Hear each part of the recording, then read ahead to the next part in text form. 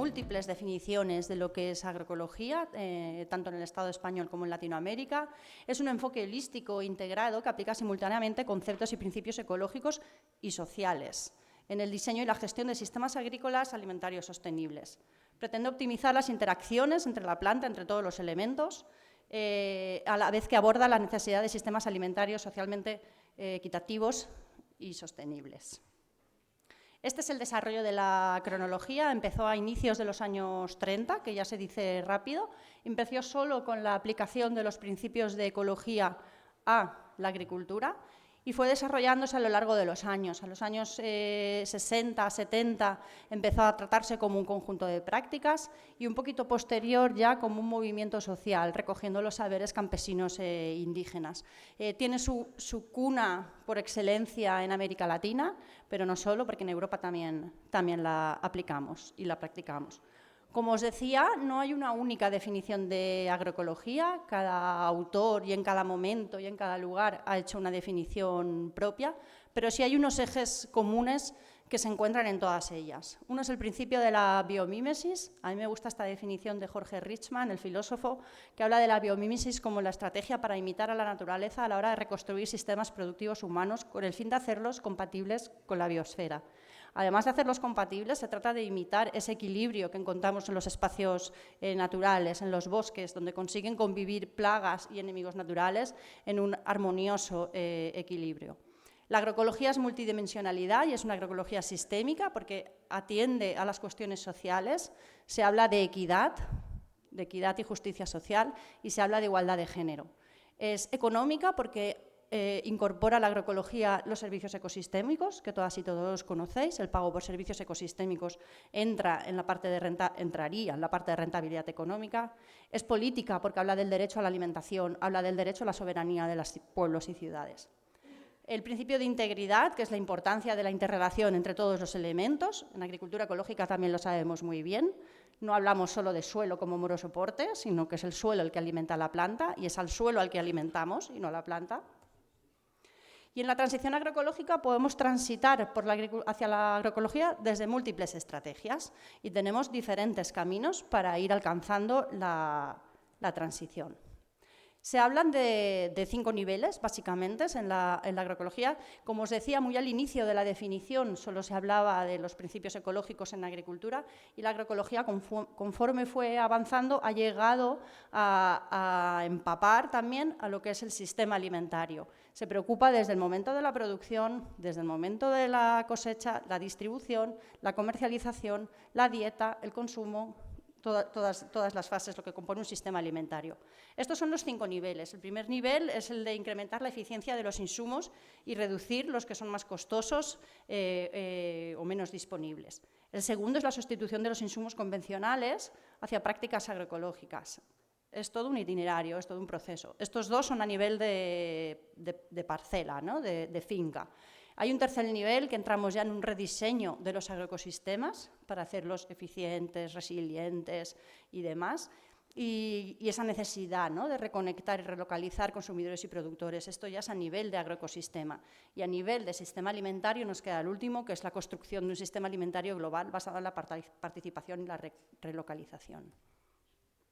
Los principios de la agroecología, los teóricos han ido trabajando mucho qué son los principios de la agroecología. En un inicio se definieron 10 principios que posteriormente fueron completados por diversos autores hasta 13 principios, que es lo que recoge la FAO. Este es un trabajo del panel de expertos de alto nivel en seguridad alimentaria y así distribuyen con lo que son los 13 principios de la agroecología. Hay algunos que tienen que ver más con la producción, como el reciclaje o la reducción de insumos. Hay otros que tienen que ver con el agroecosistema y la resiliencia del mismo, y otros con la equidad y el sistema alimentario. Viendo la agroecología, pasamos a la producción ecológica, que todos y todas conocéis. ¿Qué es la producción ecológica? Es un sistema de producción de alimentos, es una técnica productiva de alimentos de máxima calidad. En esa máxima calidad se retoma el debate de lo saludable o no saludable, respetando el medio ambiente, mejorando la fertilidad de la tierra mediante la utilización óptima de los recursos locales, potenciando las culturas rurales, los valores éticos del desarrollo rural y la calidad de vida. Tiene unos principios también recogidos en su reglamento, que yo he ordenado un poco de esta manera, que es la protección del medio ambiente y clima, se favorece la biodiversidad y la fertilidad del suelo, los dos grandes pilares, como bien sabéis, de la producción ecológica, y se fomenta el uso de recursos renovables, minimizando el impacto ambiental. Está este uso sostenible de los recursos naturales, reduciendo la dependencia de insumos externos, intentando que los insumos sean de la propia finca en la medida de lo posible, bienestar animal y producción ganadera, control y certificación. Como bien sabéis, los productos ecológicos deben cumplir controles estrictos en toda la cadena alimentaria, en toda la cadena de producción y comercialización. Controles que al final vienen a asegurar al consumidor que ese alimento ha sido producido arreglo al reglamento europeo. Sabemos perfectamente qué ha podido hacerse y qué no ha podido hacerse en la producción de ese alimento. Tiene un etiquetado claro y transparente, es un uso obligatorio en toda la Unión Europea, como bien sabéis, y es una información que damos a las personas consumidoras, que son las que vienen a alimentarse. Por eso en SEAE decimos siempre que la agroecología es la ciencia y la agricultura ecológica es su herramienta productiva, por excelencia. Voy a presentaros muy brevemente, porque me gustaría que dejásemos tiempo para después. En los meses de pandemia, que estuvimos encerradas en casa, desde SEAE hicimos un trabajo de reflexión para ver qué interacciones y qué elementos comunes tenían la agroecología con la producción ecológica. Todo ello, pues, atendiendo, ¿no?, el debate, ¿no?, y que antes estábamos comentando en el descanso, que nos encontramos al final con mucha agricultura ecológica que se ha quedado en una mera sustitución de insumos y no es la agricultura ecológica que promovemos en SEAE. Nosotros promovemos una agricultura ecológica de base agroecológica. Defendiendo esta agricultura ecológica, que es en la que creemos, hicimos un trabajo de análisis de ver cómo los 13 principios que os he enseñado antes de la FAO, cómo se encontraban de manera explícita o implícita dentro del reglamento europeo. Y esto es una modernidad que voy a probar, que he hecho con mis hijos, que esto va enlazado a un Genially. Y ahora no va. Mira que lo hemos probado, ¿ves? ¿Será por la pantalla completa? Sí. Ah, ya está, de hecho sola. De los 13 principios, 4, estos primeros, que están más vinculados a la producción agraria eminentemente, nos los encontramos en diversos apartados del reglamento europeo y otros a los que es un reto que la agricultura ecológica transite hacia cumplir todos los principios agroecológicos. El reciclaje, mira qué chulo. Por supuesto, en los considerandos. Los considerandos, bueno, podríamos abrir el debate de si son vinculantes o no son vinculantes, jurídicamente hablando, pero los considerandos recogen, como bien sabéis, el espíritu de la norma, ¿no? El espíritu que impregna el nacimiento y el desarrollo de esa normativa, en este caso del reglamento. Los considerandos se encuentran en diversos puntos cuando hablamos del reciclaje. En los capítulos 1 y 2, en los principios generales, se encuentra la utilización responsable de la energía, la restricción del uso de medios externos, lo mismo nos encontramos en ganadería. En los anexos de normas nos encontramos en las normas de producción vegetal, ¿no?, que deberemos prevenir o minimizar cualquier contribución a la contaminación, las normas de producción animal. Nos los encontramos el principio de reciclaje en diversos puntos. Donde más se habla del reciclaje es en las normas que se recoge el reglamento para acuicultura. Y ahí sí que se establece un plan de reciclaje de residuos que pensamos que debería trasladarse a toda la producción agraria y ganadera, cosa que el reglamento hasta la fecha no recoge. El principio de reducción de insumos, lo mismo, nos lo encontramos, por supuesto, en considerandos en diversos apartados, en los capítulos, ¿no?, en los artículos de principios generales, los principios específicos a la transformación de alimentos, ¿no?, la reducción de insumos, pues tenemos muy limitados los aditivos que podemos poner en alimentación ecológica y los medios que podemos utilizar. Lo mismo nos pasa en la elaboración de piensos. Está bastante presente. El suelo y la biodiversidad, los dos grandes pilares de la producción ecológica que os comentaba. Pues aquí es verdad que el reglamento lo recoge, podría haberlo recogido de una manera más clara. Todas sabéis que en los objetivos se habla de mantener la fertilidad a largo plazo. Podrían haber incorporado el concepto de la fertilidad biológica, y no hablar de cualquier tipo de fertilidad. Se podían haber hecho algunas mejoras en este sentido. Pero se recoge también, pues, en todos los apartados de principios generales, así como en las normas de en los anexos. La biodiversidad. La biodiversidad también está recogida ampliamente, también podrían haber mejorado esa biodiversidad y haber distinguido entre todos los tipos de biodiversidad que bien conocéis, no solo la genética, sino la biodiversidad de especies y la microbiodiversidad de nuestro suelo. Se recoge en el reglamento, pero podría haber sido mucho más extendido. Mira, este enlace no va. Estos son todos los considerandos donde bien aparece la protección a la biodiversidad, en la contribución a un alto grado de biodiversidad, ahí le pone ese adjetivo. En estas normas se encuentra también la biodiversidad, la novedad del reglamento del material heterogéneo, ¿no? al que atiende desde la producción ecológica. Y estos son todos los principios que no se encuentran en el reglamento, hacia los que pensamos que deberíamos ir transitando como sector ecológico. Son los principios de sinergia. La sinergia la menciona el reglamento, pero solo a la hora de que los operadores faciliten los datos para las estadísticas y las entidades de certificación. La diversificación económica, que es una estrategia importante, no se hace ninguna mención. Tampoco la justicia. Es cierto que la justicia o la equidad pues no estaría de más que el reglamento hiciese algunas menciones a las personas que producen estos alimentos. La gobernanza de la tierra, la participación. Estos son principios que no están presentes en el reglamento. Ay, ¿cómo vuelvo yo ahora? Bueno.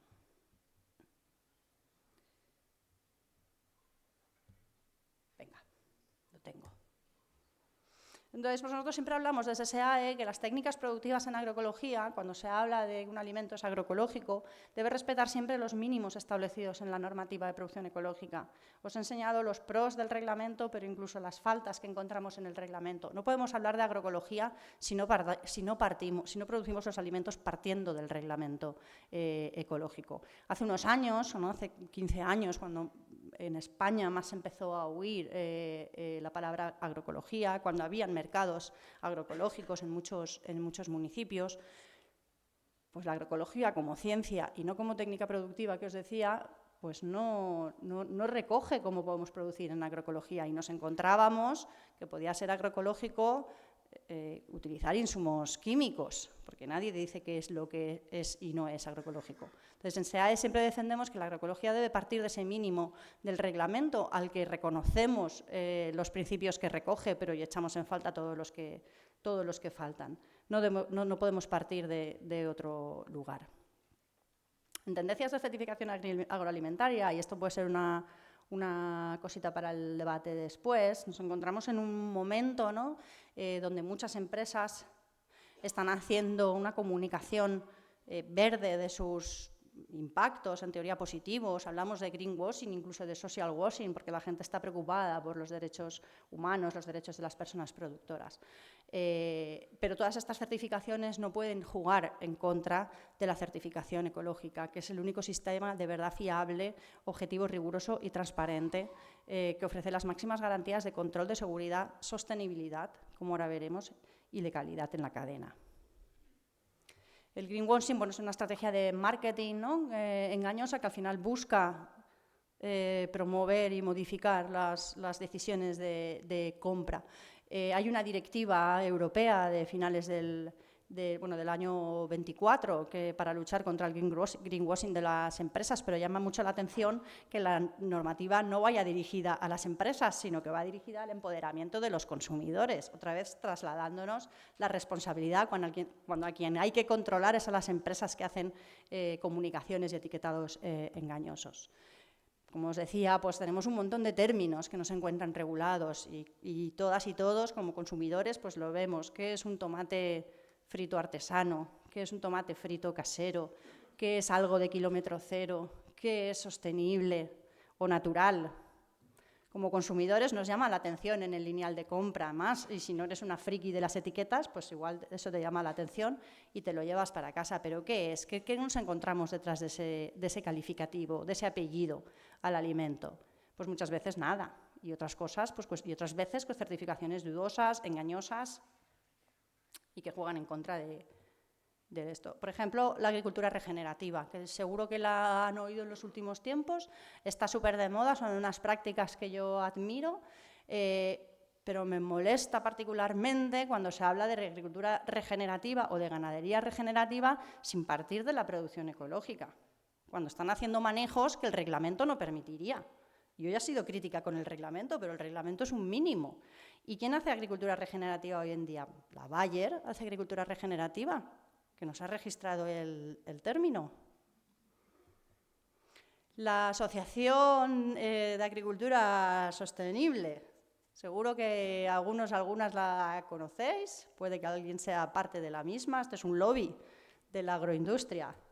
Hablan de agricultura sostenible reclamando los transgénicos o los nuevos transgénicos. Hablan de agricultura sostenible pidiendo que se renueve la autorización del glifosato, porque para ellos sin glifosato no se puede producir, cuando todas y todos sabéis que bien se puede producir sin glifosato, con mucho más esfuerzo, pero podemos producir y nos ahorramos ese elemento ya demostrado que es cancerígeno. Pues ellos hablan de sostenibilidad y como sostenibilidad no está regulado, pues nadie puede decirle nada. Y son el gran lobby de la agroindustria. El Reglamento de Producción Agraria Sostenible, no sé si lo conocéis, esto es una iniciativa catalana, se ha elevado a la Comisión Europea a finales del año pasado. La Generalitat de Cataluña lleva desde hace mucho tiempo queriendo promover una norma sobre agricultura sostenible. Establece 3 tipos de sostenibilidad, digamos, las 3 categorías sobre las que en teoría el productor puede transitar. Cuando habla de la sostenibilidad social, se limita a que los agricultores y agricultoras y las empresas tengan que cumplir con la normativa horizontal de derechos humanos y de seguridad social, no añaden nada nuevo. Y se permite el uso de insumos químicos. ¿Y qué es sostenibilidad en este caso, no?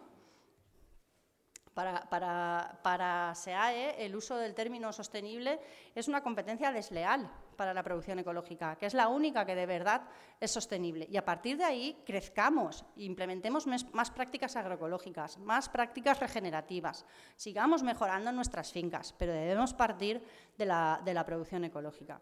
Desde SEAE enviamos alegaciones a la Comisión Europea, porque está en manos de la Comisión Europea posibilitar este reglamento de la agricultura sostenible, y no sabemos muy bien todavía cómo quedará.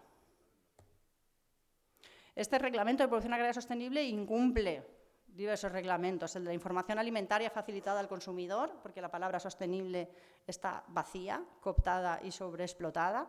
La directiva también relativa a las prácticas desleales, que compiten con la producción ecológica, hablando de sostenibilidad de un producto que realmente no es sostenible. Entonces nos encontramos, a mí me ha gustado mucho el nombre de la charla de mi compañera que va a continuación, porque habla de aliada de la producción ecológica, de una certificación aliada de la producción ecológica, pero nos encontramos otras tantas que no son aliadas, sino que van en contra de la producción ecológica. Y yo, perdonadme, pero viniendo de SEAE, la producción ecológica de base agroecológica es el ADN que nos recorre y es lo que defendemos. Tenemos diversos retos como sector. Tenemos que seguir mejorando en la reducción del consumo de energía y en el uso de renovables. Es muy importante. El reglamento podría haber aprovechado la oportunidad de meter alguna mención, aunque sean los considerandos, ¿no?, sobre la energía renovable. Debemos incorporar los principios de justicia social, de equidad de género y los valores sociales que promueve la agroecología. Debemos trabajar por la relocalización de la producción y la relocalización del consumo, que nos estamos enfrentando a un escenario de escasez de recursos, como todas sabéis, ¿no? El pico del petróleo, la indisponibilidad de materias primas, se nos va a ir complicando el futuro. Trabajemos por la relocalización. La reducción de plásticos y contaminantes. También es un punto importante que cuando el reglamento habla de reciclaje hubiese incorporado las menciones a los plásticos y a los envases.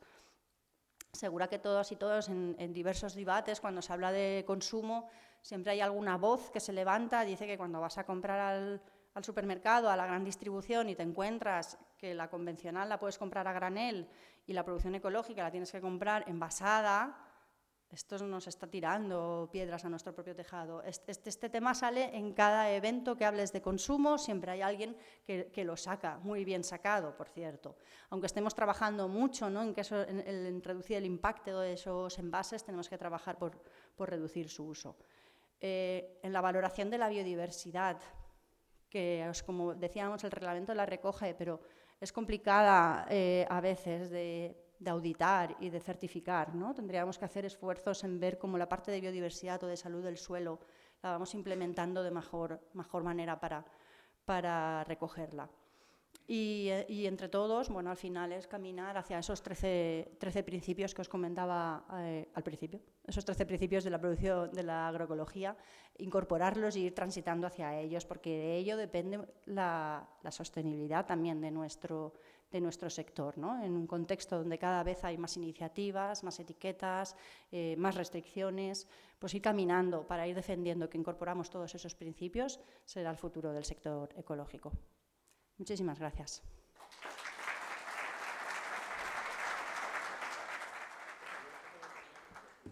Vale, no te preocupes, Laura. Vamos a pasar entonces al siguiente bloque.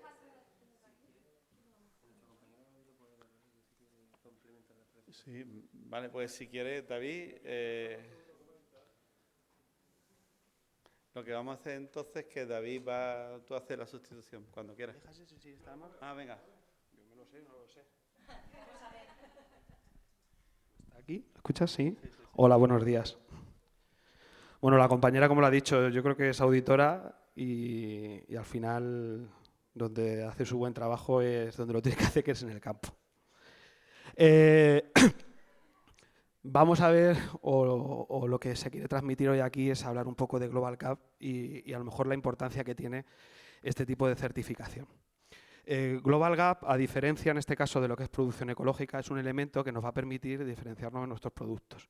Quizá algunos de los que estéis aquí conocéis ya esta norma también, que viene muy identificada también a lo que es el producto agro, pero más concretamente lo que son los hortícolas, ¿vale? Dentro del inicio de la presentación que habéis visto, que la compañera ha iniciado, habéis visto una serie de supermercados y de elementos. Identificaros aquí que actualmente es un requisito indispensable en una serie de líneas de mercado para poder ubicar nuestro producto. Igual que tenemos ahora mismo lo que es el producto ecológico, muchos de los que estamos aquí, cuando estamos hablando de abrir oportunidad o de poder ubicar nuestros productos, tenemos que ver lo que es un elemento diferenciador. Y aquí lo que tenemos es otra opción, otra herramienta, en este caso de posicionar nuestro producto, ¿vale? Que es ese Global Gap que estamos viendo. ¿En qué se basa a lo mejor o qué podemos hablar respecto a lo que es esa necesidad o a qué dar respuesta? Como todos sabemos, en el día a día no es suficiente con tener un producto de calidad o lo que se entiende como esa calidad diferenciada, sino que en esa aportación de valor añadido el cliente ya tiene una percepción, en este caso, de lo que son el origen, o nos está demandando, en este caso, saber que ese producto está elaborado no solo con unas buenas prácticas, en lo que entendemos como el campo, sino que en el día a día los trabajadores, la situación que hay en esa empresa que está elaborando, queda acogida, en este caso, a unas condiciones más que correctas, ¿no? Eso es lo que pone de manifiesto, lo que pone en este caso en conocimiento o lo que quiere dar respuesta una norma como puede ser en este caso el Global Gap y esas buenas prácticas, como quien dice, que se ponen de manifiesto en la producción de estos productos. ¿Cómo quiere dar respuesta? Pues como hemos visto antes, aquí os está señalado en la diapositiva, en esa posible pérdida de confianza que tenemos dentro del sector y cómo intentar potenciar o poner en valor como tal lo que se entiende pues unas prácticas más que correctas y dando respuesta pues a distintas crisis agroalimentarias que se han podido ver, ¿vale? Aquí pues se ha querido señalar en este caso algunas de ellas dentro de las fechas, alguna a lo mejor más significativa como puede ser la de el E. coli en el 2011 o el tema de Andalucía con carne mechada, listeria 2019, ¿vale?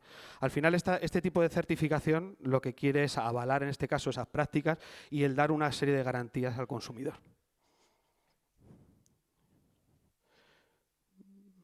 Vale. Dentro de lo que estamos hablando, en lo que es este sistema de certificación, hay una serie de líneas o que se pueden identificar dentro del Global Gap que podemos tener pues, dentro de lo que son las opciones de certificación, ¿no?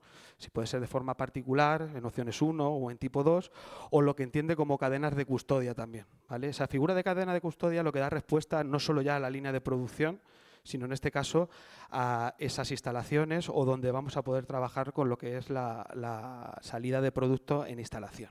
Dentro de Global Gap da respuesta, como quien dice, no solo en ese tipo a finca, sino también en lo que es el tema de venta. Junto a esto tenemos también lo que es la identificación o módulos adicionales, los add-on que vienen dentro de lo que es la certificación, como puede ser GRASP, ¿vale? Como un complemento que da, en este caso, como objetivo dar respuesta a lo que viene siendo la situación actual de seguridad y bienestar de los trabajadores, ¿vale?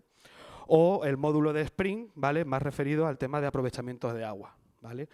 La figura de Global Gap tiene una figura específica, vamos a decir, o un punto de control común y luego esos añadidos como tal.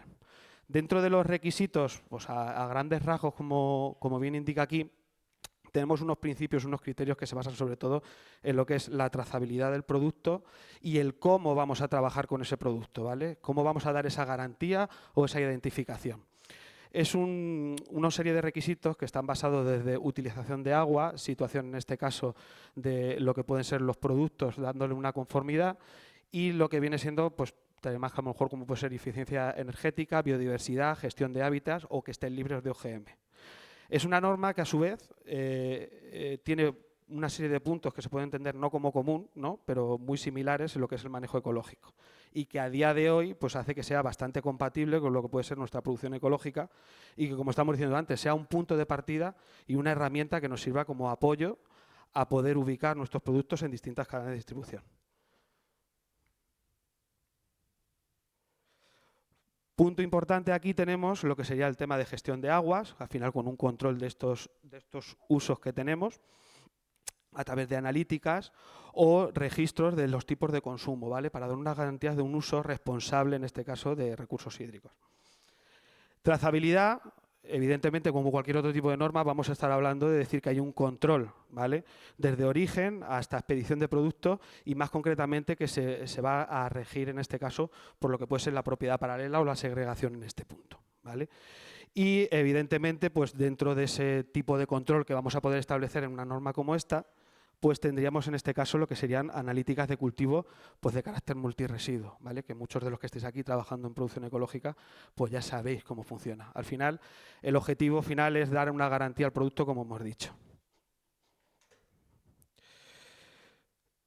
Punto importante también es una gestión, en este caso, de lo que viene siendo las reclamaciones del cliente, o sea, de Global Gap, en este caso directamente como a nivel de empleado, o la información o cartelería. Es una norma que rige, en este caso, lo que es una identificación dentro de las propias instalaciones de la finca y que cumpla con los criterios que vienen exigidos, ¿vale? Ahí se ve a lo mejor una imagen de lo que podía ser en esa verificación, ¿vale?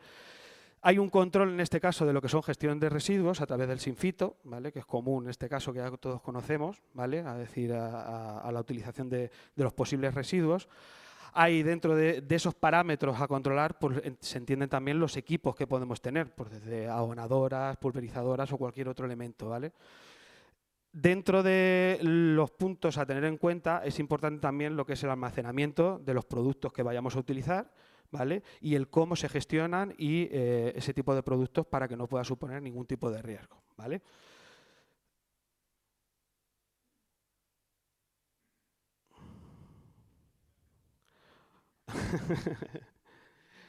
Documentos de transacción, en este caso, ¿vale? El uso del GGN o el número de identificación que vamos a tener en este caso como un operador dentro acogido de Global Gap. Global Gap tiene además una particularidad que es en esa política de transparencia, ese GGN, que va a ser el número que nos va a identificar, en este caso, como productores dentro de lo que es Global Gap y que en cualquier momento se puede consultar a través de su página web, ¿vale? Tiene unos principios de transparencia y de claridad, en este caso con lo que el evitar, vamos a decir, el posible fraude alimentario y proteger, en este caso, pues lo que puede ser la integridad del uso de Global Gap o de los productos que están acogidos. Empleados, bueno, punto importante también que recoge en este caso normativa, pues es la verificación y la situación que dispone en este caso de la gente que tenemos dentro de la explotación o la que está trabajando en la propia finca, ¿vale? Requiere además de una formación previa de esos empleados, ¿vale? En unos conceptos básicos que se entienden de formación en higiene o riesgos laborales, ¿vale? Y evidentemente uno de los puntos más fuertes que podemos ver en Global Gap y en lo que pone de manifiesto y en valor en nuestro producto, que es las condiciones que tiene, en este caso, nuestros trabajadores, que sean aptas, vamos a decir, y coherentes con lo que puede ser requerido por normativa. Medio ambiente, puntos a controlar, evidentemente, control de vertidos, residuos, control de energía y, evidentemente, pues bueno, uno de los puntos a reforzar, como quien dice, es el favorecimiento de especies aéreas no cultivadas, en este caso por temas de biodiversidad también, ¿vale? Perdonad que vaya un poco así a salto, pero como no lo tengo preparado, tengo que ir, tengo que ir viéndolo un poco con vosotros a la vez, ¿vale?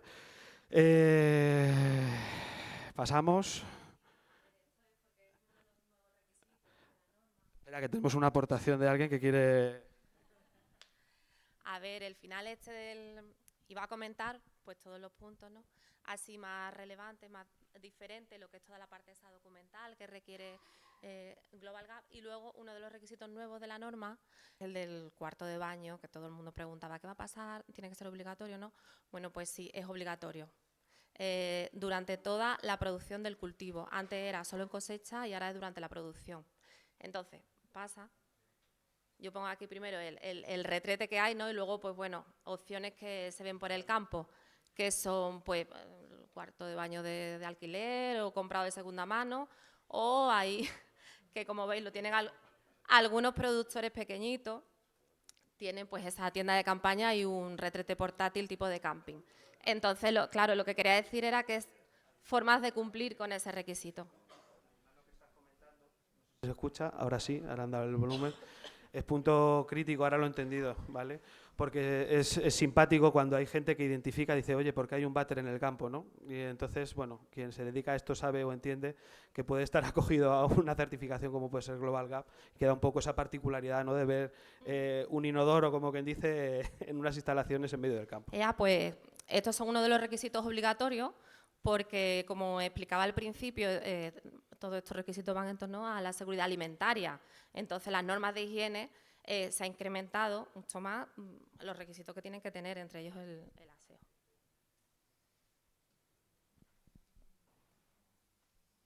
Bueno, pues nada, ya al final.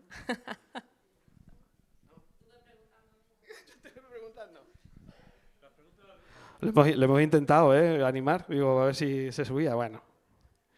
Nada, como conclusión y sin leerlo, Global Gap se puede entender como el complemento ideal, no, casi vamos a decir obligatorio en una evolución normal de lo que puede ser un productor ecológico y más concretamente con algunos productos que, como señalaba antes, como puede ser sobre todo de carácter hortofrutícola en este caso y ¿por qué no? El fruto seco, ¿vale? Que también podemos estar hablando, ¿vale?